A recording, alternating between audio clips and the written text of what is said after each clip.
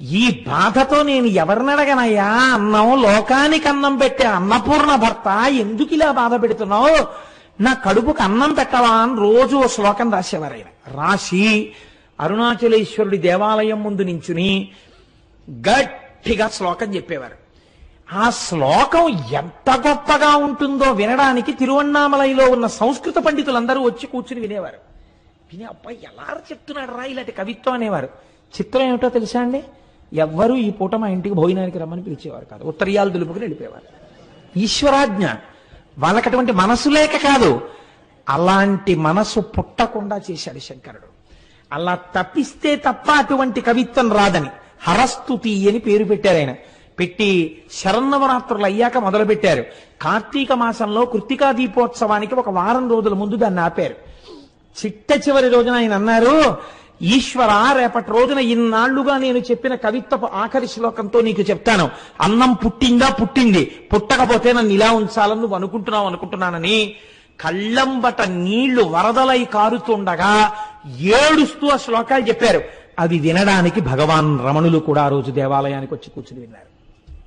తెలుసా అండి, ఎప్పుడు ఎక్కడా నిలబడనటువంటి వారు తాను బ్రహ్మజ్ఞానినని తెలిసిపోతుందని ఒక పిచ్చివాళ్లా తిరిగే శేషాద్రి స్వామి గుళ్ళోకొచ్చి కూర్చుని అరుగెక్కి కూర్చుని విన్నారు ఆ రోజున ఆ కవిత్వాన్ని.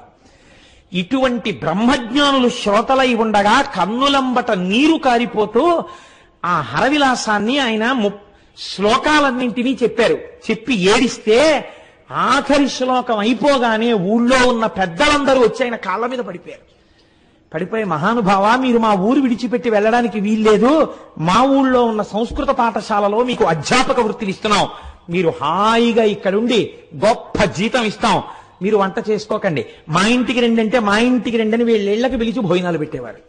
ఇటువంటి కవిత్వం మళ్ళీ రాదు, ఇటువంటి మహాపురుషుడు పుట్టడనేమో. ఈశ్వరుడు అక్కడ అరుణాచలేశ్వరుడు ఆయన చేత ఇది రచింపచేశాడు. 2, అదే కావ్యకంఠ గణపతి ముని మామిడి గుహ అని ఒక గుహ ఉంది. ఆ గుహలో కూర్చుని ఉమాసహస్రం రాస్తున్నారు. ఉమాసహస్రం రాస్తున్నప్పుడు ఆయన ప్రతిజ్ఞ చేశారు, ఇన్ని రోజులలో నేను ఇది పూర్తి చేసేస్తాను అని. ఇంకొక 2-3 రోజుల్లో పూర్తి చెయ్యాలి, 1000 శ్లోకాలు పూర్తి చెయ్యాలి.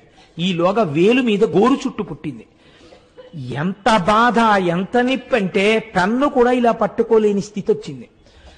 ఆ రోజు రాత్రి పడుకున్నారు. నాకు జ్ఞాపకం ఉన్నంత వరకు నేను ఎప్పుడో చదివాను నాయన పుస్తకాన్ని, ఆ పుణ్యకోటి అనుకుంటాను ఆ వైద్యుడి పేరు. ఆ పుణ్యకోటి అనబడేటటువంటి వైద్యుడి కలలోకి పరమశివుడు వెళ్ళాడు. ఓరి నువ్వు పడుకోవడం కాదు, నీ పేరుకు తగిన వాడవు కా, అదిగో అక్కడ అరుణాచలంలో చూత గుహలో ఒక మహానుభావుడు ఉమాసహస్రం రచిద్దామని కూర్చున్నాడు.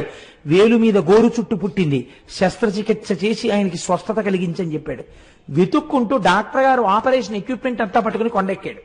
ఎక్కితే అక్కడ కావ్యకంఠ గణపతి ముని కనపడ్డారు గోరు చుట్టుతో. ఆ గోరు చుట్టు ఆపరేట్ చేశారు.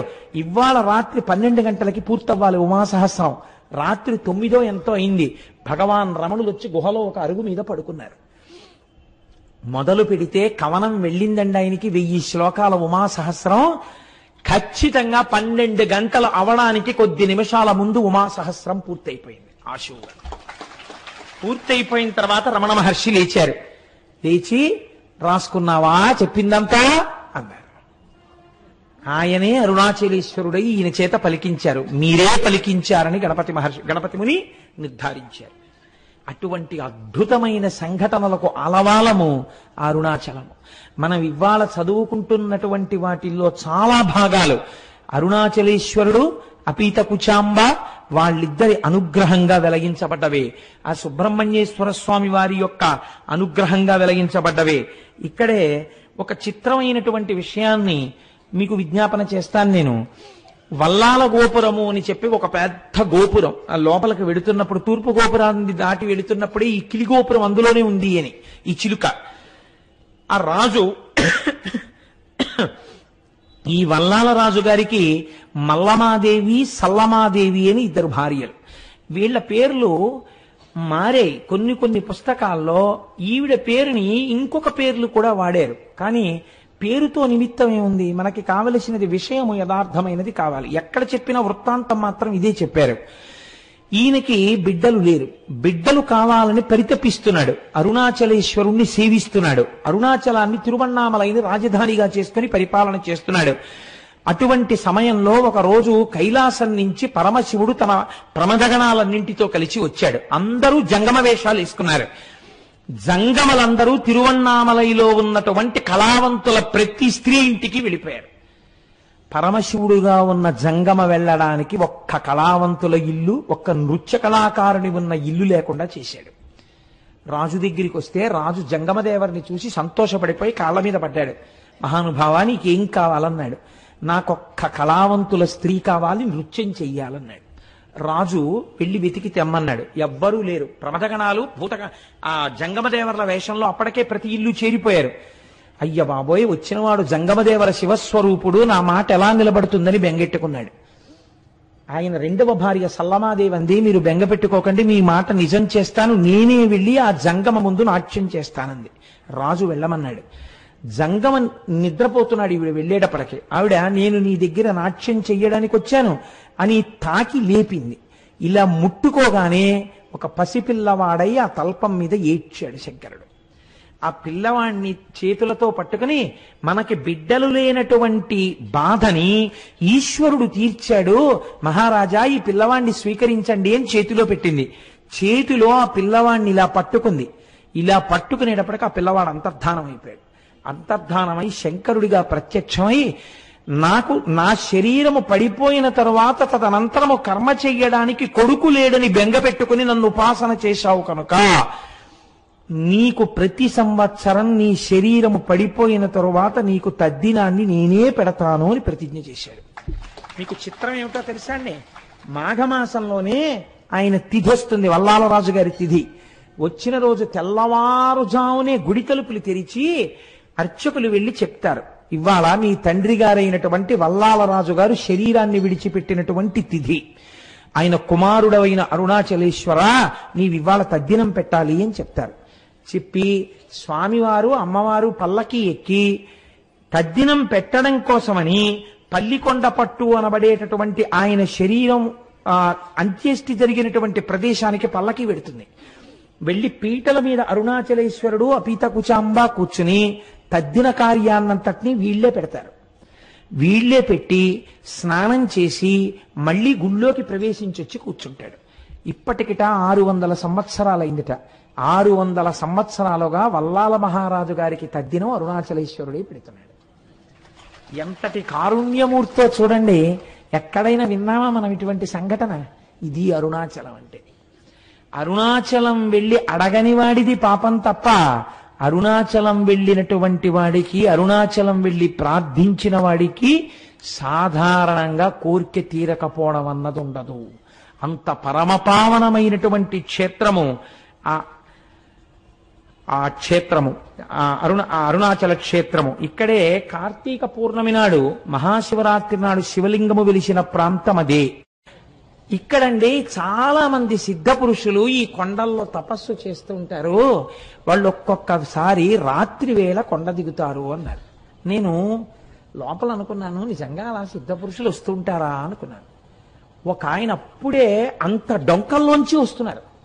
వస్తుంటే ఈయన గభాలను ఆపి వస్తున్నారా అని ఆయనతో ఏదో మాట్లాడారు. నేను తెల్లబోయిన సన్నివేశం మీకు చెప్తున్నాను. గోళ్ళు ఇలా తిరిగిపోయి ఉన్నాయి. అంటే ఎన్నేళ్ల నుంచి జరుగుతోందో ఆ తపస్సు అయింది. ఆయన బహుశా మాకు దర్శనం ఇవ్వడానికే కిందకొచ్చి ఉండి ఉండవచ్చు. మీకు నేను ఒక పరమ సత్యాన్ని ఇవాళ చెప్తున్నాను, మీరు నన్ను నమ్మండి, నేను అబద్ధం చెప్పట్లేదు.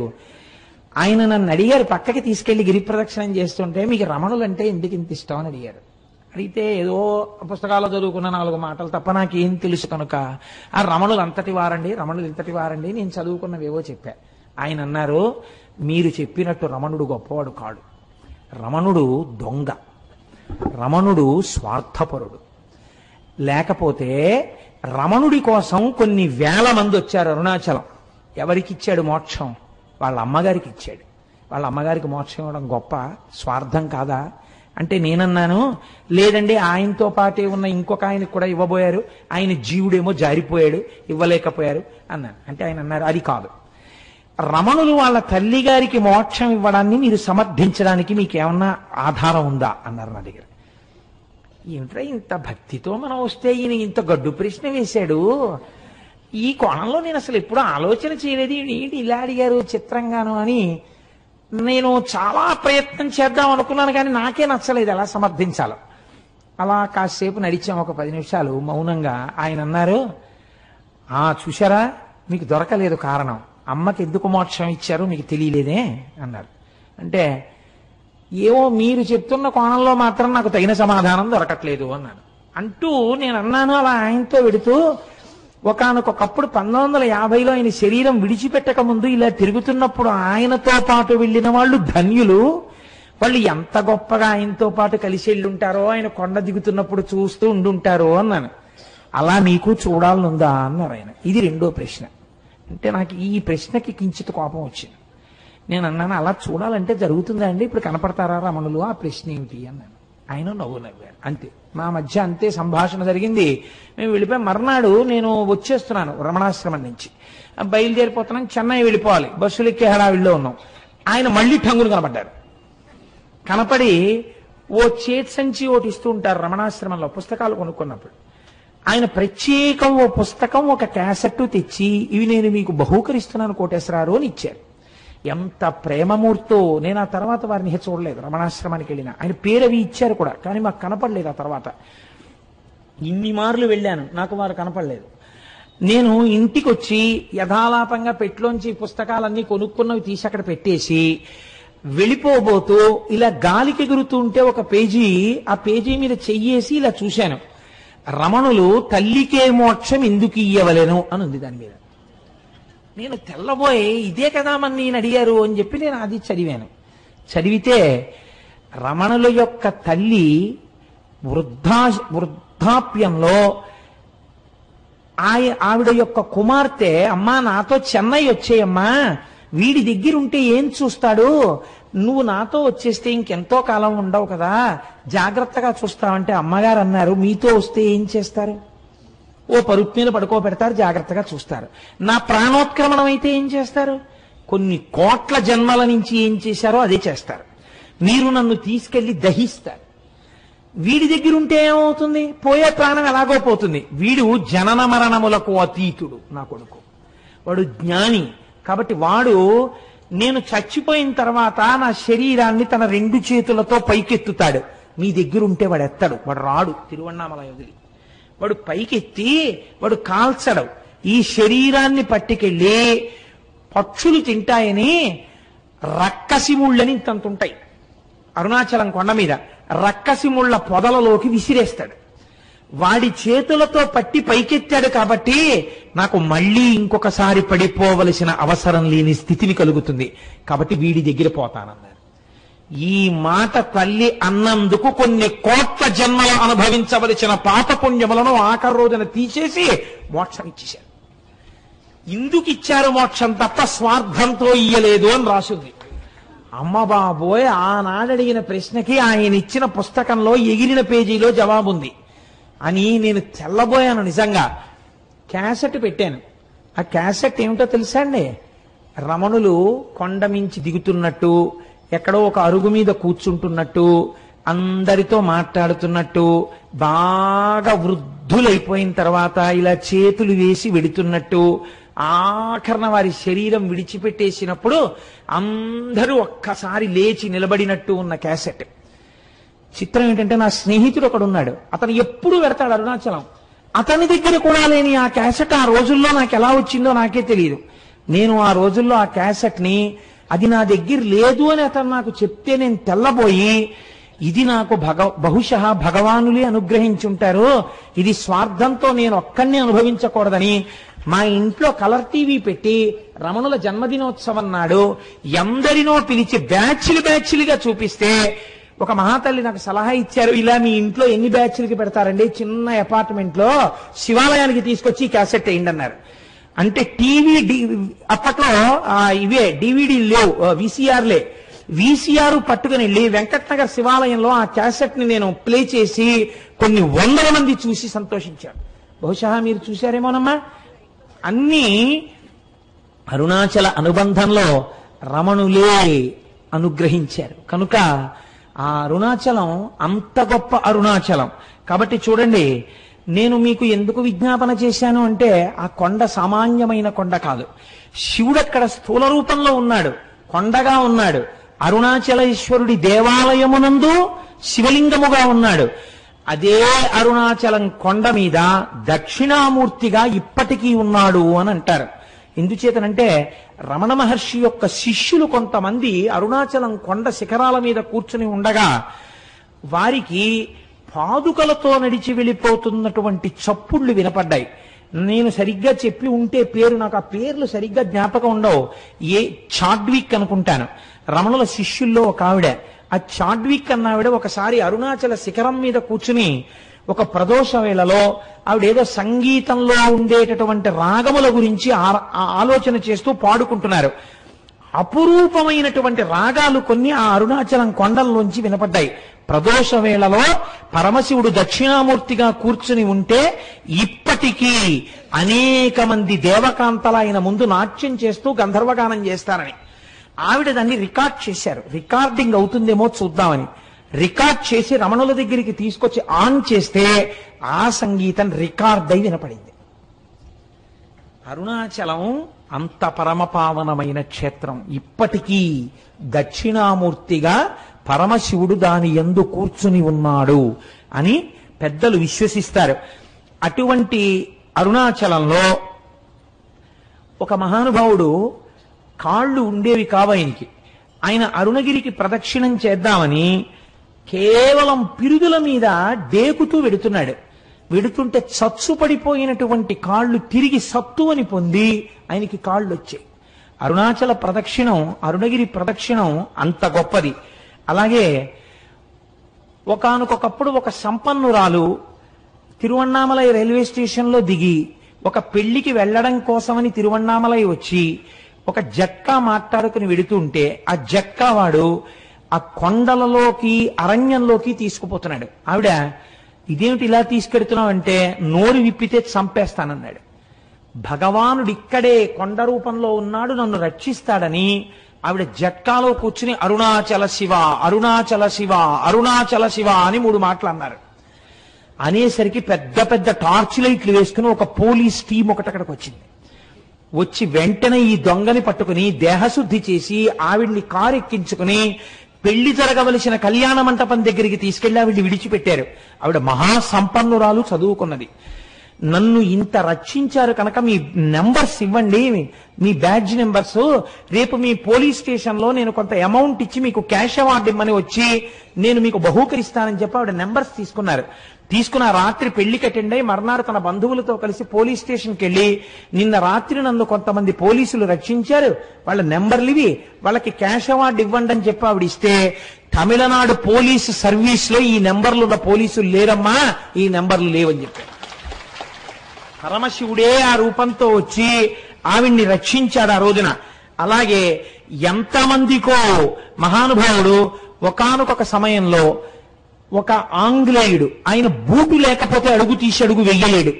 అటువంటి వాడు బూట్లతో ప్రదక్షిణం చేద్దామని వెడుతుంటే బూటు చిరిగిపోయింది.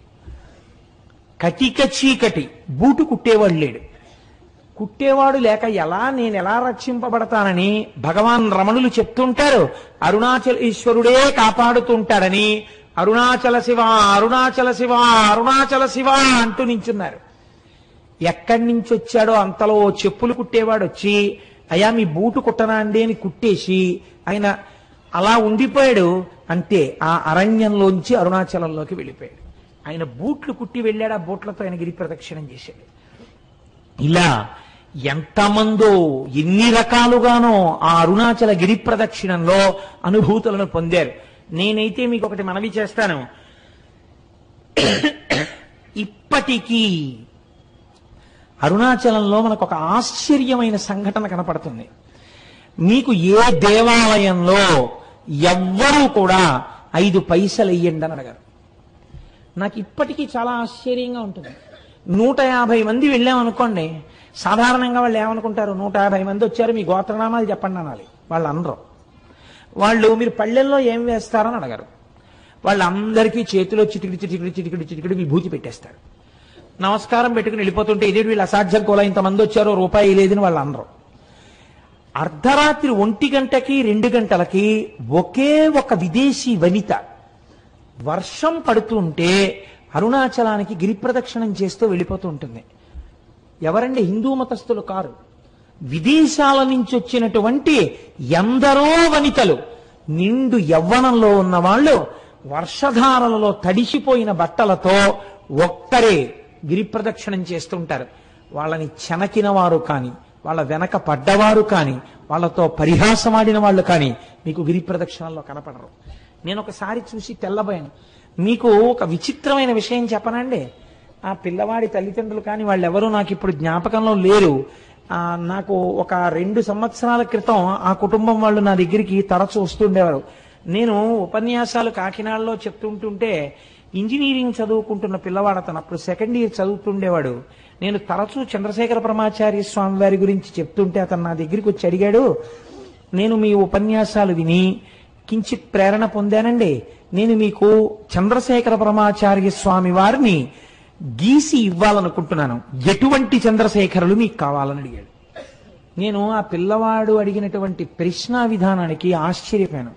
అంటే నేను ఎలాంటి చంద్రశేఖర పరమాచార్య స్వామి వారిని కోరితే అలాంటి పరమాచార్యుల వారిని గీయగలవా అన్నాను. గీస్తాను అన్నాడు. నేను తెల్లబోయాను.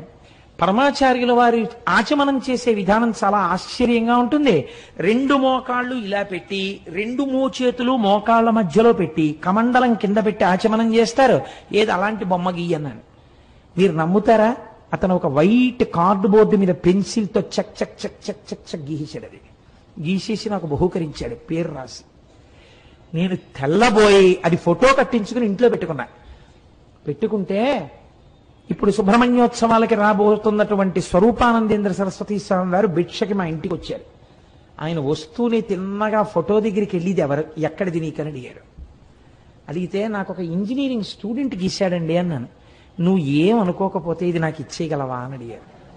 తప్పకుండా తీసుకోండి స్వామి అన్నాను. ఆయన వెంటనే తీసుకుని కళ్ళకద్దుకుని తన పరివారానికి ఇచ్చి ఇది మన పీఠానికి చేర్చండి అని ఇచ్చారు. ఆ పిల్లవాడు అరుణాచలం వెళ్ళి నాకు ఫోన్ చేశాడు. నేను అరుణాచలం వచ్చానండి గిరి ప్రదక్షిణం చేయడానికి కోటేశ్వరారు, ప్రారంభం చేస్తున్నానండి అని. ఆ తర్వాత ఒక 4 రోజులు పోయిన తర్వాత నా దగ్గరికి ప్రసాదం పట్టుకుని వచ్చాడు. అతను ఎప్పుడు వెళ్ళాడు గిరి ప్రదక్షిణానికి? మంచి రోహిణీ కార్తెలో వెళ్ళాడు. వెళ్ళి తెలియక చిన్నపిల్లవాడు కదా, విని విని విని విని ఉన్నాడు. ఆ భక్తి పెంచేసుకున్నాడు. ఉదయం 8 గంటలకు బయలుదేరాడు. ఆది అన్నామలై దేవాలయం దగ్గరికి వెళ్ళేటప్పటికి 11 అయింది. అరికాళ్ళన్నీ బొబ్బలెక్కిపోయాయి. ఇంకా కాలు ఇలా పడలేదు. అయ్యయ్యో, నేను ఇంత పూనికతో వచ్చాను, నేను ప్రదక్షిణం చెయ్యలేనా అని ఒక చెట్టు కింద కూర్చుని ఏడ్చేట. ఆ ఏడవడమే క్షణం ఆకాశం అంతా మేఘాలు పట్టి వర్షం ధారల కింద పడిపోయి చల్లబడిపోతే అతను గిరి ప్రదక్షిణం చేసి నాకు అరుణాచలం నుంచే ఫోన్ చేశాడు. నేను ఇటువంటి అనుభూతిని పొందాను కోటేశ్వరారు, ప్రసాదం పట్టుకుని మీ ఇంటికి వస్తున్నానని నాకు పట్టుకొచ్చి ప్రసాదం ఇచ్చాడు. తరచూ నా దగ్గరికి వస్తుండేవాడు ఆ కుర్రవాడు. తర్వాత ఉద్యోగం వచ్చినప్పుడో ఎప్పుడో కూడా నా దగ్గరికి వచ్చాడు. నా దగ్గరికి నేను కొంచెం వచ్చేవాళ్ళని ఎందుకు అనాలి, నాకే జ్ఞాపక శక్తి తక్కువ, గుర్తుండదు. ఇప్పుడు పాపం ఎక్కడికి వెళ్తున్నానని చెప్పాడో, ఎక్కడ ఉద్యోగానికి వెళ్ళాడో. కానీ ఆ పిల్లవాడి ఈ పరమ పవిత్రమైన ఉపన్యాసంలో స్మరింపబడడం చేత అతని జీవితం ఈశ్వరుడి చేత చక్కగా రక్షింపబడుతుంది. కాబట్టి నాకే ఎన్ని అనుభూతులు ఉన్నాయో అరుణాచల క్షేత్రంతో, తెలిసి తెలియని నేను 4 మాటలు చెప్తే నమ్మి వెళ్ళిన వాళ్ళు భక్తి వలన ఎన్ని అనుభవించారో అరుణాచల క్షేత్రంలో. కాబట్టి ఆ అరుణాచలం కొండయందు నమ్మకం పెట్టుకుని ఆ అరుణాచలం వెళ్ళి మీరు ఆ కొండల కింద చూస్తుంటే ఎన్ని తీర్థాలు కనపడతాయో, ఎన్ని చెరువులు కనపడతాయో. చిత్రం ఏమిటో తెలుసా అండి? అరుణాచలానికి ఏకకాలమునందు ప్రదక్షిణం చేస్తారు. ఒకటి మనుష్యులు చేసేటప్పుడు ఎడం పక్క నుంచి తిరుగుతారు, దేవతలు కుడి పక్క నుంచి వస్తారు. అందుకే వాళ్ళకి అడ్డెళ్ళకూడదని చెప్పి అటు వెళ్ళొద్దంటారు కుడి పక్కకి. అరుణాచలగిరి ప్రదక్షిణం చేసేటప్పుడు ఒక మర్యాద ఉంది శాస్త్రంలో. మనంతట మనం తగిలించుకోవడం కాదు, నిజంగా బాగా భక్తులని రుజువేమి అంటే ఎవరైనా గిరి ప్రదక్షిణం చేసేటటువంటి సమయంలో ఒకవేళ వాళ్ళ యొక్క కాలు కానీ వేలు కానీ తెగి నెత్తురు ధారలై కారితే వేరొకరికి ఆ రక్తధారని ఆపే అధికారము లేదు. సాక్షాత్తు శ్రీ మహాలక్ష్మి వచ్చి తన పట్టు చీర కొంగు చింపి కట్టుకడుతుంది అని ప్రమాణం. ఇది ఎంత నిజమో మీకు చెప్పనండి. నేను ముత్యాల సత్యనారాయణ ఇక్కడే ఉన్నాడు. మాతో హరిప్రసాద్ గారని డిప్యూటీ మేనేజర్ క్వాలిటీ కంట్రోల్ చేశారు మాకు. ఇవాళ పొద్దున్న కూడా వారు నాకు ఫంక్షన్ లో కనబడ్డారు. ఆయన మొదటిసారి అరుణాచలం వచ్చారు భార్యతో. గిరి ప్రదక్షిణం చేస్తున్నారు. ఇలా గుళ్ళోకి వెళ్ళి బయటికి వస్తున్నారు ప్రదక్షిణం చేస్తూ. అసలు అంత దెబ్బ తగిలే అవకాశం లేదండి. ఆవిడ కాలు వేలు తెగిపోయి నెత్తురు కారింది, పెద్ద మడుగు కట్టింది, అంత రక్తం కారిపోయింది. అడిగిపోయాడు మా సత్యనారాయణ. ఇప్పటికీ నాతో మొన్న కూడా అన్నారు హరిప్రసాద్ గారు, నేను ఆశ్చర్యపోయేది కోటేశ్వరరావు, నేను ఎంత ప్రయత్నించా గాని రక్తధార ఎక్కడి నుంచి వచ్చిందోనయ్యా. ఓ పెద్ద ఆవిడ కొండలోంచి పరుగు పరుగున వచ్చింది, వచ్చి ఉండవయా అని గబక్క లోపలికెళ్ళి 4 ఆకులు తీసుకొచ్చి పిండిందిలాగా, పిండగానే రక్తం కట్టేసింది. ఆవిడ కొంగు చింపి కట్టు కట్టిందయా. ఎంత ఆశ్చర్యం. డాక్టర్ దగ్గరికి తీసుకెళ్తే కలేరు తగ్గిపోతుందని కుట్లేసాడు, తగ్గిపోయింది. ఎంత చిత్రం అన్నారు. అయ్యా మీరు ఎంత భాగ్యవంతులండి, మీ ఆవిడ ఎంత పుణ్యం చేసుకున్నదో, ఎంత మంచి హృదయమో. కాకపోతే ఆవిడికి లక్ష్మీదేవే కట్టు కట్టిందండి. మీరు నమ్మండి, స్కాంద పురాణం అలా చెప్పిందని చెప్పాను నేను. ఏం సత్యనారాయణ నిజమా కాదా? లేచి నిలబడి చెప్పు, లేకపోతే నేను అబద్ధం చెప్పాను అనుకుంటాను. నిజమా కాదా? కూర్చో. అంటే ఏమిటి, నువ్వు వెళ్ళిన ఈ పాటికే నీకు ఇన్ని అనుభవాలు ఉన్నాయని మీరు అనుకుంటారేమో నా భయం. ఇవన్నీ నేనేదో చెప్పేస్తున్నాడు, ఏదో చెప్పమన్నాం కదా అని వీడు చాలా చెప్పేస్తున్నాడు రో, ఇంకా నమ్మచ్చా నమ్మకూడదా అనుకుంటారేమో నా భయం. అందుకని సాక్ష్యాలు ప్రవేశపెట్టాను. కాబట్టి అరుణాచలం అరుణాచలమే, దాని పేరే అరుణాచలము. అచలము అంటే కదలని వాడు, కదలనిది అంటే జ్ఞానము. ఎప్పుడు తనలో తాను రవించేటటువంటి పరమేశ్వరుడు అచలుడై ఉంటాడు. అరుణము, అరుణము అంటే ఎర్రనిది, కారుణ్యమూర్తి, అపారమైన దయ కలిగినది అమ్మ. అమ్మ అయ్య కలిసినదే అరుణాచలము కొండ. కాదు కాదు, అరుణాచలంలో ఉన్నటువంటి శిలలను తీసుకెళ్లి అమెరికా సంయుక్త రాష్ట్రాల్లో ఉన్న శాస్త్రవేత్తలు అక్కడ ఉండే ప్రయోగశాలలో పరిశీలన చేశారు. చేస్తే వాళ్ళు అన్నారు, ఈ అరుణాచలం కొండ హిమాలయ పర్వతాల కన్నా ముందుది. ఇది ఎప్పుడు ఏర్పడిందో మేము చెప్పలేం. ఎందుకంటే అగ్నిహోత్రములో తప్తమై ఘనీభవించిన మొదటి రాళ్లే అరుణాచలం కొండ అని వాళ్ళు నిర్ధారణ చేశారు. మేము చెప్పలేం దీని కాలం అని. మన పురాణం ఏమని చెప్పిందో తెలుసా అండి? స్కాందం, ఈ అరుణాచలం కొండ కృతయుగంలో ఇది మట్టిగా లేదు, ఒక పెద్ద జ్యోతి ఇక్కడ ప్రకాశిస్తూ ఉండేది. ఆ జ్యోతికే ప్రదక్షిణం చేసేవారు ఆ రోజుల్లో. ఉపాసనా బలం అలా ఉండేది. కాబట్టి రాను రాను రాను రాను ఉపాసనా బలం తగ్గిపోయి శరీరములు ఆ శక్తిని తట్టుకోలేని స్థితి వస్తే ఒక్కొక్క యుగంలో ఆ కొండ ఒక్కొక్క రూపుని మార్చింది. ఆ కొండ త్రేతాయుగంలో బంగారు పర్వతమైనది. బంగారు పర్వతానికి ప్రదక్షిణం చేసేవారు. ద్వాపర యుగం వచ్చేసరికి ఆ కొండ రాగి పర్వతమైనది. కలియుగం వచ్చేసరికి అది శిలారూపమును దాల్చినది. కానీ ఇప్పటికీ అది యథార్థమునకు అగ్నియే. ఆ అగ్నియే పంచభూతములలో అగ్నిలింగము, లింగము. అందుకే ఒకసారి అరుణాచలంలోకి ప్రవేశిస్తే చాలు, వాళ్ళ ఖాతాలో జీవనయాత్ర యందు అరుణాచల ప్రవేశమునకు పూర్వము, అరుణాచల ప్రవేశమునకు తదుపరి అని రెండుగా విడదీసి శాస్త్రం మర్యాద చూపిస్తుందని మన వాళ్ళు ఆ అరుణాచల గిరి ప్రదక్షిణం గురించి అంత గొప్పగా మాట్లాడతారు.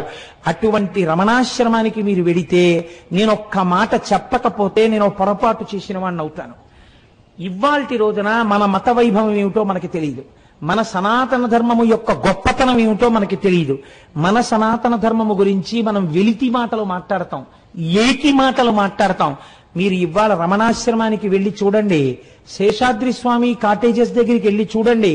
మొన్న వచ్చిన వాళ్ళు చూశారు, ఎంత మంది విదేశీయులో కోట్లు వేసుకుని టైలు కట్టుకుని అరుణాచలం వచ్చిన వాళ్ళు ఆ ప్రాంతాన్ని చూసి పొంగిపోయి ఖద్దరు బట్టలు వేసుకుని, ఖద్దరు పంచెలు కట్టుకుని, ఖద్దరు చొక్కాలు వేసుకుని వాళ్ళు అరుణాచలంలో భోజనాలు అయిపోయిన తర్వాత రమణాశ్రమంలో విస్తళ్ళు కూడా ఎత్తుతూ ఉంటారు. వాళ్ళు ఇంతంత విభూతి రేఖలు ఎట్టుకుని, ఇంతంత బొట్లు పెట్టుకుని విదేశీ వనితలు చీరలు కట్టుకుని ఉంటారు. కట్టుకుని వాళ్ళు అక్కడ కూర్చుని సంస్కృతంలో ఉన్నటువంటి శ్లోకాల్ని ఇంగ్లీష్లో రాసుకుని అందరి దగ్గర తెలుసుకుని ఉచ్చారణ నేర్చుకుని చక్కగా వాళ్ళు నిజంగా శ్లోకాలు చదువుతుంటే అసలు ఏమి సాధనరా అనిపిస్తుంది. మీకు నేను ఒక సంఘటన చెప్తాను. నేను ఒకసారి అరుణాచలం వెళ్ళినప్పుడు బాగా తెల్లవారుజామున కొండల మీదకెడితే బాగా తపస్సులో కొన్ని సంవత్సరాల నుంచి ఉన్నటువంటి వాళ్ళ గుహల దగ్గర పాలు పిట్టొచ్చే వాళ్ళు కనపడతారు అని చెప్పారు. అప్పట్లో నేను మా పినమామ గారితో ఎక్కువ వెడుతుండేవాడిని. ఆయన్ని తీసుకుని కొండ మీదకి వెళ్ళాను. అయితే ఇంకా చీకటి విడవలేదు. అప్పటికే ఒక ఫారినరు, ఒక ఫారిన్ లేడీ, దేవరైన్ కపుల్, వాళ్ళిద్దరు దిగొస్తున్నారు. దిగొస్తుంటే మా పినమామ గారు గబగబా వెళ్ళి, కొంచెం దూకుడు మనస్తత్వం ఉన్నవారు, సంతోషం ఎక్కువ ఉన్నవారు, వాళ్ళ దగ్గరికి వెళ్ళి వాళ్ళని సంతోషంగా మీరు ఎక్కడికి వెళ్ళి వస్తున్నారు అని అడిగారు. అడిగితే ఆవిడంది, ఇక్కడ నేను బాగా దూరంగా కనపడేటటువంటి ఆ గుహలో ఒక యోగి తపస్సు చేస్తున్నాడు, కేవలముగా అస్థిపంజరం ఎలా ఉంటుందో అంత శుష్కించిపోయాడు. కన్నంలోంచి మాత్రమే చూడమని పాలాయన చెప్పాడు నాకు. నేను కన్నంలోంచి చూశాను, కానీ నాకు ఆయన శరీరంలోంచి కొన్ని వేల వోల్ట్ల బల్బు వెలుగుతున్నట్లు కాంతితో నాకు దర్శనమైంది.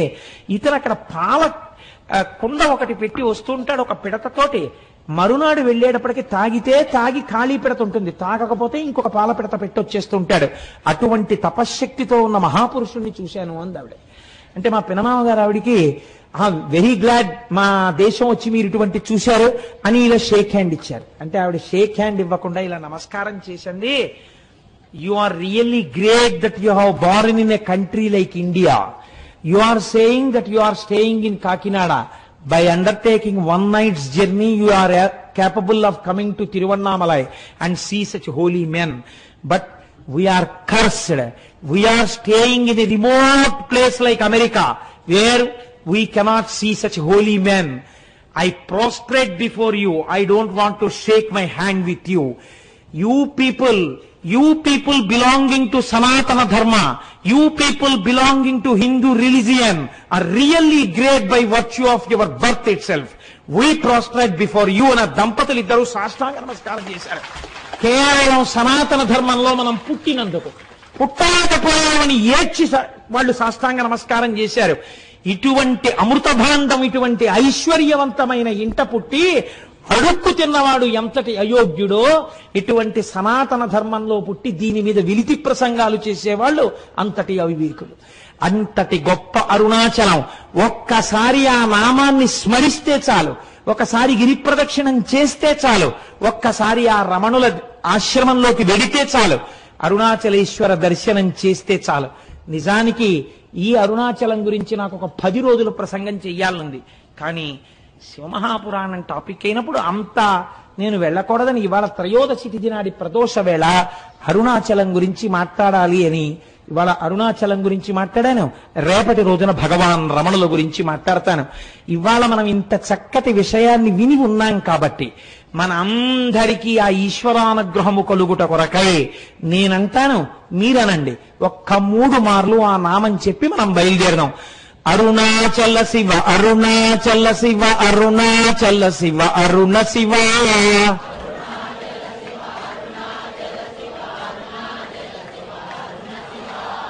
అరుణాచల శివ, అరుణాచల శివ, అరుణాచల శివ, అరుణ శివ.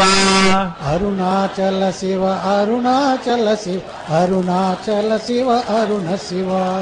అరుణాచల శివ, అరుణాచల శివ, అరుణాచల శివ, అరుణ శివ. అరుణాచల శివ, అరుణాచల శివ, అరుణాచల శివ, అరుణ శివ. ఇవాళ భగవాన్ రమణుల గురించి మనం కొన్ని విషయాల్ని విజ్ఞాపన చేసుకుందాము అని అనుకున్నాం. నేను మీకు ఒక విషయాన్ని నివేదన చేస్తాను.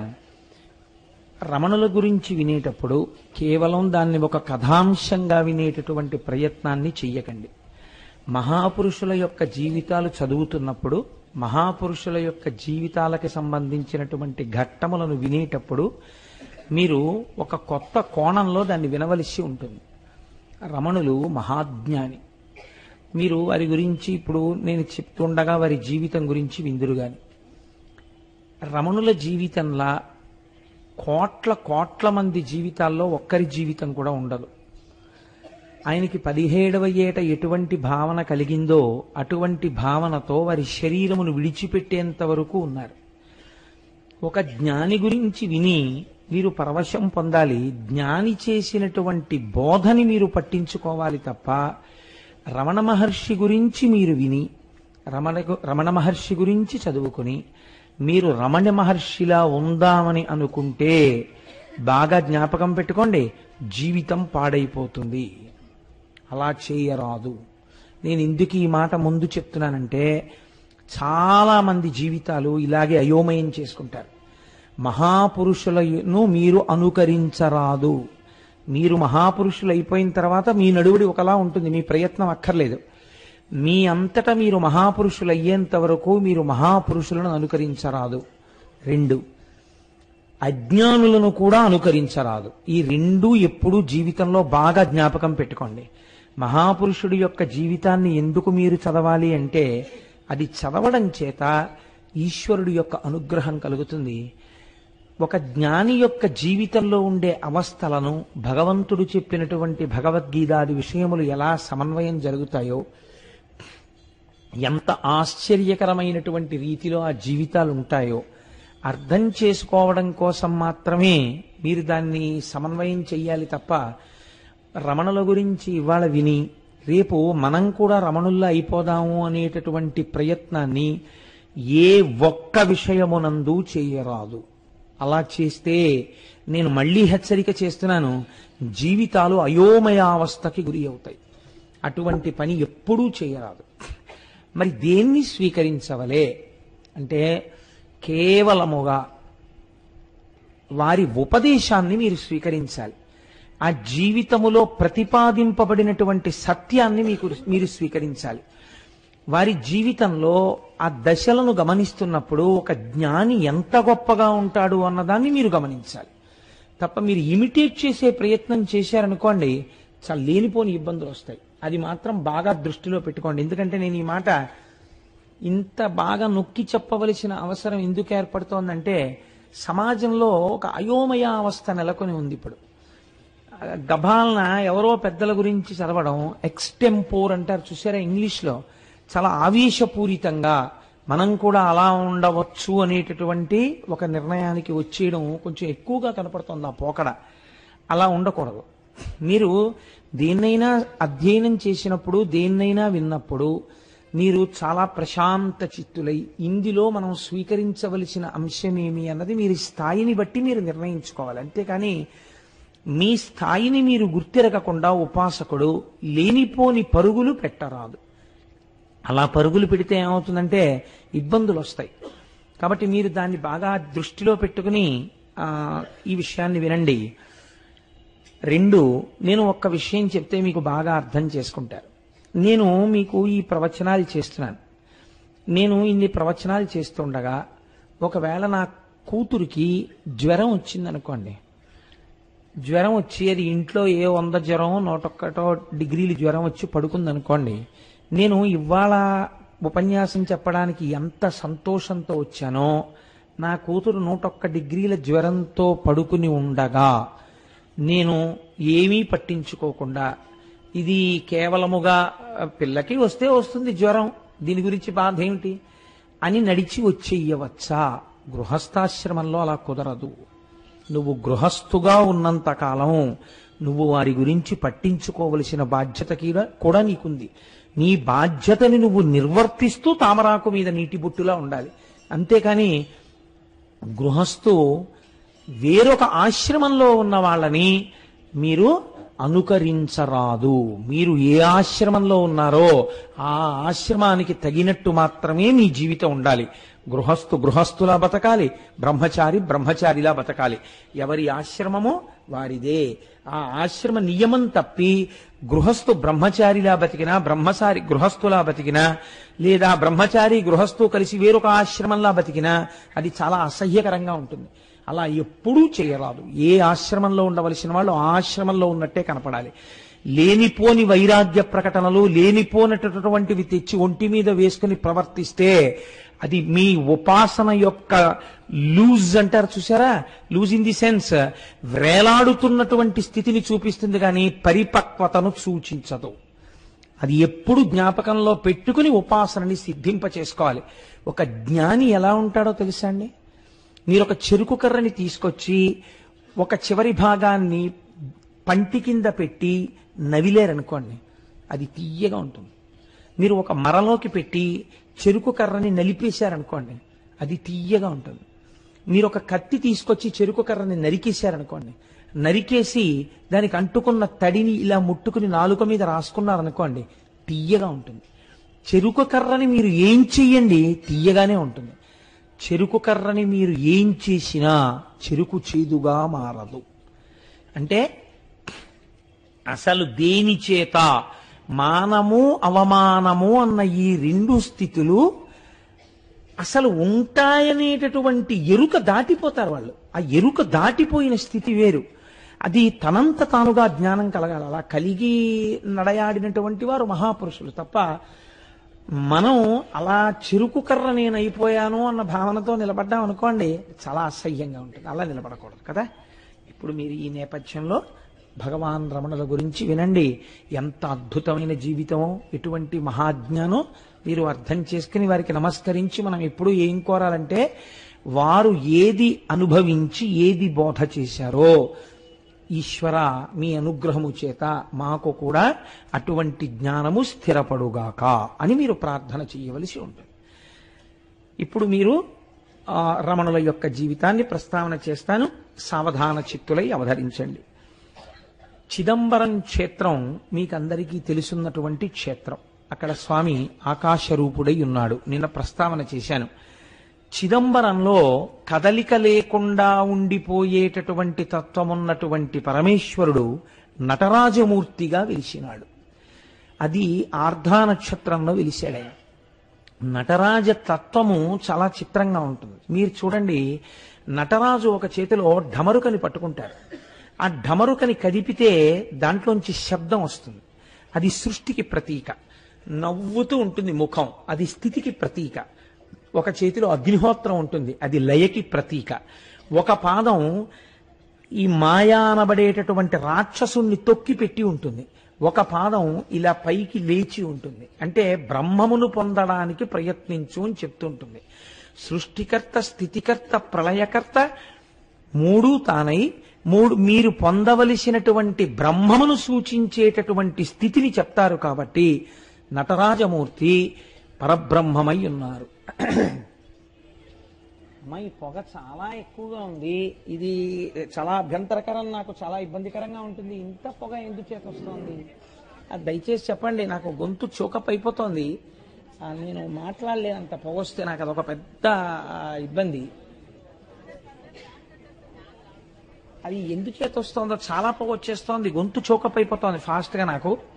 అది నాకు ఇబ్బంది. అంత థిక్ సెంటెడ్ స్మెల్ నేను చూడలేను, అది నాకు పడదు కంఠానికి. లోపల నాస్ట్రిల్స్ అన్ని మండిపోతుంటాయి. కాబట్టి ఆ నటరాజస్వామి ఆర్ద్రా నక్షత్రంలో చిదంబరంలో ఆవిర్భవించినటువంటి రోజు ఏది ఉన్నదో అటువంటి రోజున మహానుభావుడైనటువంటి రమణ మహర్షి తిరుచుళి, అంటే దాన్ని శాస్త్రము త్రిశూలపురము అని పిలిచాయి పురాణాలు. త్రిశూలపురము అని పిలవబడినటువంటి ఊరిలో వేయించేసి ఉన్నటువంటి మహానుభావుడు, ఆయన్ని భూమినాథేశ్వరుడు అని పిలుస్తారు. పరమశివుణ్ణి సహాయాంబ అని అమ్మవారికి పేరు. అంతే కదండి, నిజానికి ఆయనే ఈ సమస్త సృష్టికి కారకుడు. ఆయనకి సహాయాంబ అంటే అమ్మవారు మాయాస్వరూపిణి సహకరిస్తుంది. కాబట్టి భూమినాథేశ్వరుడు, సహాయాంబ అనేటటువంటి పేర్లతో వెలిసినటువంటి ఆ తిరుచులి గ్రామంలో సుందరయ్యర్ అనబడేటటువంటి ఒక బ్రాహ్మణుడు, ఆయన పరాశర గోత్రీకుడు, పరమ భక్తి తత్పరత కలిగినటువంటి వాడు. ఆయన భార్య పేరు అలఘమ్మ గారు. తమిళంలో అలఘమ్మ అంటే సొంపైనది, సొంపు కలిగినది అని అర్థం.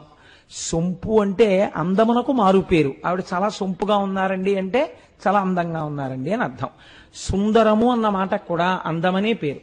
సుందరయ్యర్ అంటే అందం, అళగమ్మ అంటే అందం. ఈ రెండు అందాలు కలిస్తే ఒక కొత్త అందం వచ్చింది. ఆ అందం శుభం. శివుడికి మారు పేరు శుభం, శోభనం, సుందరం. ఈశ్వరుడికి కూడా ఆ మీనాక్షి అమ్మవారి యొక్క భర్తగా ఉన్నటువంటి పరమేశ్వరుడికి సుందరేశ్వరుడు అని పేరు. ఆయన సుందరుడే. కాబట్టి సుందర్ అయ్యర్కి అళగమ్మ గారికి జన్మించినటువంటి సంతానమే 3వ సంతానము భగవాన్ రమణ మహర్షి. వారు జన్మించినప్పుడు యథార్థానికి పురుడు పోసినటువంటి ఆవిడ బాధపడిందిట.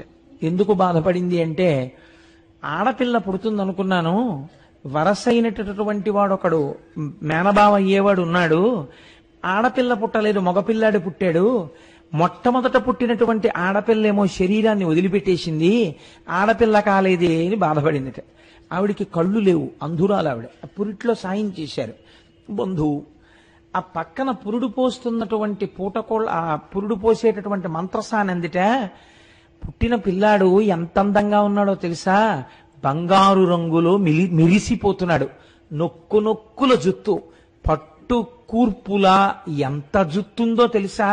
ఈ పిల్లాన్ని కానీ నువ్వు చూడగలిగి ఉండి ఉంటే ఆడపిల్ల పుట్టలేదన్న మాట అని ఉండేదానివి కావు, అంత అందగాడు పుట్టాడు అందిట.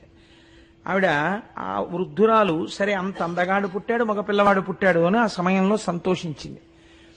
ఈ పిల్లవాడే, ఈ 3వ కాన్పులో జన్మించినటువంటి పిల్లవాడే రమణ మహర్షి. ఆ తర్వాత ఒక కుమారుడు కలిగాడు. ఆయన పేరు నాగసుందరుడు. ఆఖరణ పుట్టినటువంటి అమ్మాయి పేరు అలమీలు. వారికి కులదైవం వెంకటేశ్వరుడు. కాబట్టి పుట్టినటువంటి పిల్లవాడికి ఏ పేరు పెట్టాలి అని ఆలోచన చేశారు. ఆలోచన చేసి వెంకటేశ్వరుడు అన్న పేరు వచ్చేటట్టుగా వెంకటరమణన్ అని పేరు పెట్టారు. అలా వెంకటరమణన్ అని పేరు పెట్టడానికి ఒక కారణం ఉంది. వీళ్ళ ఇంట్లో ఒకానొకప్పుడు ఒక సాధువు వచ్చి వీధిలో నిలబడి భవతి భిక్షాందేహి అన్నాడు. అంటే ఎప్పుడో వాళ్ళ పూర్వం జరిగినటువంటి కథ ఇది. వాళ్ళు అన్నారు, ఏమయ్యా నీకు భిక్ష కావలసి వచ్చిందా, భిక్ష వెయ్యం పొమ్మన్నాడు. అంటే ఆయన అన్నాడు గుమ్మం ముందు నిలబడి, నేను భిక్షకి వచ్చి మీ ఇంటి ముందు నిలబడిన పరివ్రాజకుడను ఇంత చులకన చేసి మాట్లాడారు కనుక ప్రతి తరంలో ఒకడు మీ ఇంట్లో సన్యసిస్తాడు అని వెళ్ళిపోయారు. అప్పటి నుంచి వాళ్ళ ఇంట్లో ప్రతి తరంలో ఒకరు సన్యాసి అయి వెళ్ళిపోవడం అనేటటువంటిది అలవాటుగా ఉంది. ఈ సుందరయ్యర్ అన్నగారు ఒక ఆయన ఉండేవారు. ఆయన కూడా మహాభక్తుడు. 18 సంవత్సరాలు మాత్రమే వారు మామూలుగా సాంసారికమైనటువంటి జీవనమునందుండి సుఖములను అనుభవించారు. 18వ సంవత్సరం రాగానే వెంకటేశ్వర అయ్యర్ వారి పేరు. వారు సన్యసించి చిదంబరం వెళ్లి కూర్చున్నారు. ఆయన ఏం చేసేవారోటో తెలుసా అండి? చిదంబరం కొండకి ఎవరైనా ప్రదక్షిణం చేసి రాగానే వారి చెప్పులు అడుగు పుచ్చుకుని ఆ చెప్పులు తుడుస్తూ ఉండేవారు. ఆయన చిదంబరం కొండకి ప్రదక్షిణం చేశారు అని.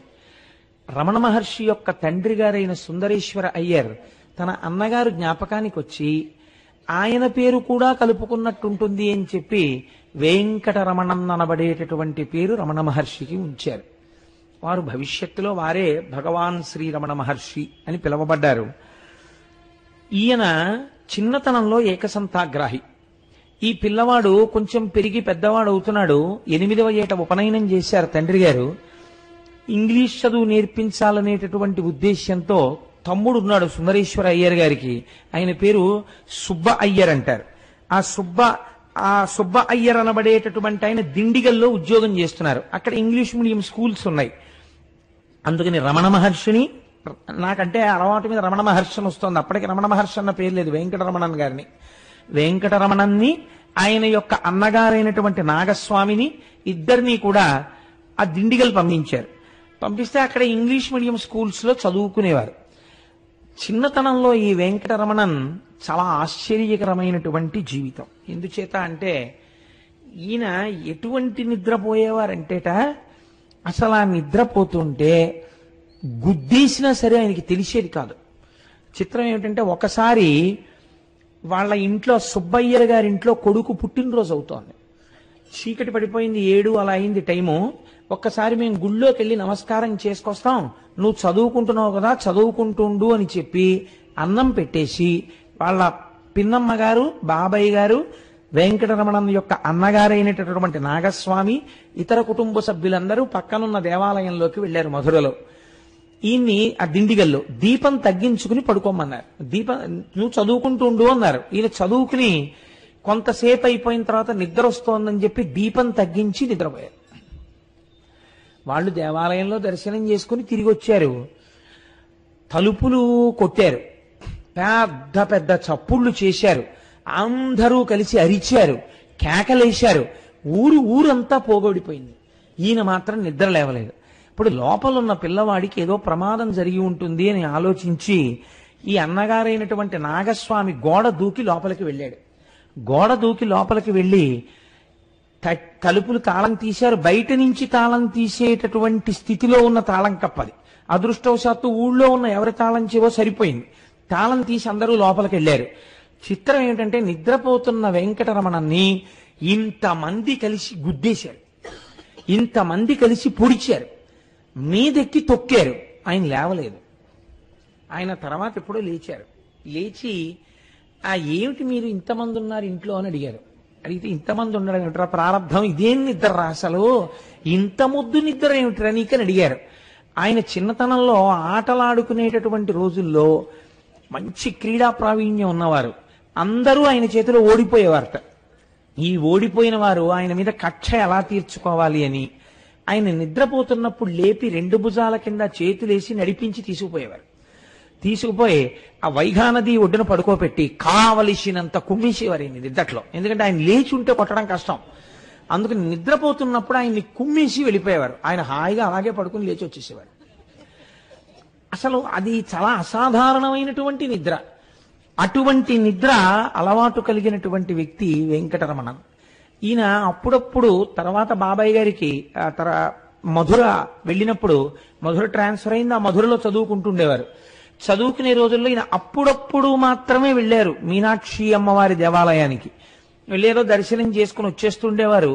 ఆయనకి మధుర వెళ్ళినటువంటి రోజులలో ఉన్న అలవాటు ఏమిటంటే రాత్రి 10 అవగానే ఇంట్లో అందరూ నిద్రపోతుండగా ఓ తలగడా పెట్టి దాని మీద దుప్పటి వేసేసి అందరూ నిద్రపోయారన్న తర్వాత గోడ దూకి బయటికి వెళ్ళిపోయి ఈయన వెళ్ళిపోతూ ఇంకో పిల్లాడున్న ఇంటి గోడ మీద ఓ రాయి పెట్టేవారు. ఆ పిల్లవాడు కూడా ఇలాగే తలగడా పెట్టి గోడ దూకేసి ఇంటి గోడ మీద రాయి ఉందంటే వెంకటరమణన్న ఆడడానికి నది ఒడ్డుకి వెళ్ళాడనమాట. ఈ రాయి చూడగానే పిల్లలందరూ గోడలు దూకి అక్కడికి చేరేవారు. తెల్లవారుజామున 3 గంటల వరకు ఆడేవారు నది ఒడ్డున. 3 గంటలకు వచ్చి గోడలు దూకి మళ్లీ లోపలికి వెళ్లి తలగడాలు తీసేసి పడుకుని నిద్రపోయేవారు. నేను వీటిని ఎందుకు మీకు చెప్తున్నానో తెలుసా అండి? భగవాన్ రమణులు అనగానే మనం ఏమనుకుంటాం? అయ్య బాబోయ్ ఎలా ఉంటుందో ప్రారంభం అనుకుంటాం. మీరు సామాన్యమైనటువంటి వ్యక్తి యొక్క జీవనము ఎలా ఉంటుందో అంతకన్నా కూడా చాలా దుడుగు స్వభావముతో కూడినటువంటి జీవితమే ప్రారంభం. రమణ మహర్షికి ఆయనతో కలిసి ఆడుకున్న వాళ్ళల్లో రంగాచారి గారిని ఒక ఆయన ఉండేవారు. ఆయన ఒకానొకప్పుడు భగవాన్ రమణులు మహాజ్ఞానం అయిపోయిన తర్వాత వెళ్ళి సాష్టాంగ నమస్కారం చేసి అడిగారు, నువ్వు వెళ్ళిపోతూ ఎందుకు చెప్పలేదు ఆ రోజున అని అడిగారు. నాకు తెలుసా వెళ్ళిపోతున్నట్టు అని అడిగారు ఆయన. కాబట్టి ఇటువంటి స్థితిలో ఆయన ఆటలు పాటలు ఇవి సాగుతూ ఉండేవి. చాలా చిత్రమైన విషయం ఏం జరిగిందంటే భగవంతుడి యొక్క అనుగ్రహం కాలంలో ఎక్కడో వస్తుంది. ఇప్పటి వరకు వారు చదువుకున్నది ఏమైనా ఉందా? ఓ ప్రస్థానత్రయమో, గురువు దగ్గరికి వెళ్ళి భాష్యాలు చెప్పుకోవడమో, లేకపోతే పౌరాణిక సాహిత్యం చదవడమో ఏమైనా ఉందా అంటే ఆయనకేం తెలియదు, ఆయన ఏం చదవలేదు, ఆయనే చెప్పారు. ఒకానొక రోజున మాత్రం ఒక చిత్రమైనటువంటి విషయం జరిగింది. ఈయన మధురలో గుడివైపుకు వెడుతుండగా అటువైపు నుంచి ఒక బంధువు వస్తున్నారు. పెద్దవారు కదా అని, అయ్యా బాగున్నారా, ఎక్కడి నుంచి వస్తున్నారు అని అడిగారు. నేను అరుణాచలం నుంచి వస్తున్నాను అని ఆయన అన్నారు. అరుణాచలం నుంచి వస్తున్నాను అన్న మాట వినపడగానే ఈయన ఆగిపోయి, అరుణాచలమా, దీనితో నాకేదో సంబంధం ఉంది అని అనిపించింది ఆయనకి. అరుణాచలం ఎక్కడుంది అని అడిగారు. అరుణాచలం తెలియదా, తిరువన్నామలై అంటారు కదా అని ఆయన వెళ్ళిపోయారు. అప్పటి నుంచి వెంకటరమణం యందు చిన్న మార్పు రావడం ప్రారంభమైంది. ఈశ్వరుడి పట్ల భక్తి పెరగడం ప్రారంభమైంది. ఇంతలో వాళ్ళ తండ్రి గారు శరీరం వదిలిపెట్టేశారు. వాళ్ళ నాన్నగారు శరీరం వదిలిపెట్టేటప్పటికీ వెంకటరమణం యొక్క అన్నగారైనటువంటి నాగస్వామి గారికి 14 ఏళ్ళు, వెంకటరమణన్కి 12 ఏళ్ళు, నాగసుందరం అనబడేటటువంటి తమ్ముడికి 6 ఏళ్ళు, అలమేలు అనబడేటటువంటి ఆడపిల్ల అసలు పారాడుతున్నటువంటి పసిపిల్ల. ఈ నలుగురు ఉండిపోయారు. తండ్రి గారు వెళ్ళిపోయారు. ఆయన కొలువులో 2 రూపాయలకు ఉద్యోగం చేసేవారట నెలకి. కానీ ఆయన మాటకారితనం, మంచితనం, నేర్పరితనంతో ఏమీ చదువుకోకుండా ఆ రోజుల్లో ఇచ్చేవారట. నైపుణ్యాన్ని బట్టి లాయర్ పట్టా పుచ్చుకుని ఆయన కోర్టుల్లో కేసులు వాదించి మహా ఐశ్వర్యవంతుడై చాలా డబ్బు సంపాదించి తిరుచెలిలో ఈశాన్యం వైపు ఒక స్థలం కొని ఊరికి శ్మశానంగా బహూకరించారు. బహూకరించిన తరువాత బహుశః ఆయనే మొట్టమొదటి శవం అక్కడ. ఎంత చిత్రమో చూడండి. వారు శరీరాన్ని వదిలిపెట్టారు. వదిలిపెడితే పాపం తమ్ముళ్ళు అన్నలు ఆ రోజుల్లో చాలా మంచివాళ్ళు ఉండేవారులా ఉంది. ఈ సుబ్బయ్యర్ గారేమో 2 పిల్లల్ని తనతో చదివించడానికి తీసుకెళ్లిపోయారు. 2వ తమ్ముడు ఈయన యొక్క భార్యని, ఆ ఆడపిల్లని, వాళ్ళిద్దరి సంక్షేమాన్ని ఆయన చూస్తున్నారు. ఈ అరుణాచలము అన్న మాట వినపడగానే ఈయనలో చిన్న మార్పు ప్రారంభమైంది. ఒక రోజున బాబాయ్ గారు సుబ్బయ్యర్ చదువుకోవడం కోసమని పెరియ పురాణం అడిగి తెచ్చుకున్నారు ఎవరినో. పెరియ పురాణం అంటే శివభక్తుల యొక్క చరిత్రలో 63 మంది నాయనార్ల చరిత్ర ఉంటుంది. ఆ పెరియ పురాణాన్ని సుబ్బయ్యర్ తెచ్చుకుంటే ఇంట్లో పుస్తకం ఉంది కదా అని వెంకటరమణం చదవడం మొదలెట్టారు. ఒక్కొక్క భక్తుడి కథ చదువుతూ ఉంటే ఆయన కన్నుల వెంట ఆనంద ప్రవాహములు కారడం మొదలెట్టాయి. ఒక మార్పు వచ్చేసింది. వచ్చేసి ఆయన మధురలో ఉన్నటువంటి మీనాక్షి అమ్మవారి గుడికి వెళ్ళి కొన్ని గంటల పాటు నాయనార్ల విగ్రహం ముందు, అమ్మవారి గుడి ముందు ధ్యానంలో కూర్చుని ఉండిపోయేవారు. మెల్లమెల్లగా ఇంటికి వచ్చేస్తూ ఉండేవారు. పిల్లాళ్ళలో ఏదో మార్పు వస్తోంది అని గమనించారు. రోజు పిన్నికి కూరలు తరిగి పెడుతుండేవారు, నీళ్లు తోడి పెడుతుండేవారు, బోల్డ్ అంత పని చేస్తుండేవారు. ఒకానొక రోజున ఒక ఆశ్చర్యకరమైన సంఘటన జరిగింది. ఈలోగా వెంకటరమణన్ పెద్దవారు అవుతున్నారు. ఆయన అన్నగారైనటువంటి నాగస్వామి గారికి వివాహమైంది. వాళ్ళ అత్తవారి ఇల్లు కూడా మధురయ్యే. అందుకని అన్నగారు వదిన గారి దగ్గరికి ఈయన వెళ్ళారు వెంకటరమణన్. వెడితే ఒకానొక రోజున అందరూ బయటికి వెళ్ళారు. వెంకటరమణన్ ఒక్కరు ఇంట్లో ఉన్నారు. అప్పుడు 17వ సంవత్సరం ఆయనకి. ఇదే ఆయన జీవితాన్ని మార్చేసింది ఈ సంఘటన. కొన్ని సంవత్సరముల పాటు గురు శుశ్రూష చేసి కూడా స్థిరీకరింపబడినటువంటి జ్ఞానం ఎన్ని జన్మల తపస్సు యొక్క ఫలితమో, ఎన్ని జన్మలలో చేసినటువంటి ఆరాధనా ఫలితమో అకస్మాత్తుగా ఈశ్వరుని చేత కృప చేయబడింది. ఆయన మేడ మీద గదిలో ఉన్నారు వెంకటరమణన్. కూర్చున్నారు మామూలుగా. కూర్చునుండగా ఆయనకి ఇంకా ఊపిరి మందరం అయిపోయినట్టు, గుండెలు నీరసపడిపోయి కొట్టుకోవడం ఆగిపోతున్నట్టు, శరీరం అంతా శోషించిపోయి ఒంటికి చెమటలు పట్టేస్తున్నట్టు, ఇంకా కొద్ది క్షణాల్లో తాను మృత్యువుని పొందబోతున్నట్టు అనిపించింది. ఉత్తర క్షణంలో ఆయనకు వచ్చిన రెండో ఆలోచన ఏమిటంటే, సరే ఇప్పుడు నేను కిందకెళ్ళి ఎవరినో పిలిచినా ఈ శరీరమునకు మృత్యువే వస్తే ఆగదు. కాబట్టి ఎవరినో పిలవడం కన్నా అసలు మృత్యు అనగానేమీ తెలుసుకుంటాను అనుకుని శరీరం మృత్యువుని పొందడానికి వీలుగా నేల మీద పడుకున్నారు. పడుకుని శరీరంలో మృత్యు వస్తున్నప్పుడు ఏం జరుగుతోంది అన్నదాన్ని సాక్షిగా చూస్తున్నారు. అంటే నేను మృత్యువు పాలైపోతున్నానని మనం శరీరాన్ని చూసి బెంగెట్టుకుంటాం.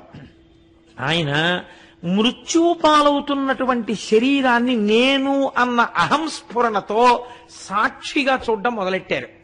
మొట్టమొదట జరిగింది ఏమిటంటే, పాదాల దగ్గర నుంచి కాళ్ళన్నీ బిగిసిపోవడం మొదలెట్టాయి.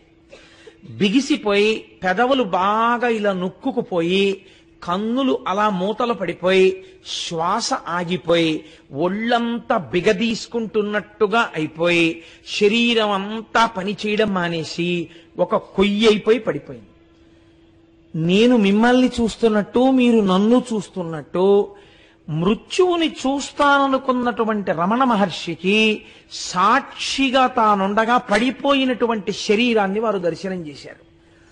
ఓహో, ఇప్పుడు మృత్యువు శరీరమునకున్నది, ఇది పడిపోయింది, ఇది కొయ్యబారిపోయింది. ఇప్పుడు 10 మంది ఇంట్లోకి వస్తారు. వెంకటరమణన్ మరణించాడు అంటారు అని ఈ శరీరాన్ని శ్మశానానికి తీసుకెడతారు. దీన్ని కాల్చేస్తారు, బూడిద చేస్తారు. కానీ ఏది సాక్షిగా చూస్తోందో అది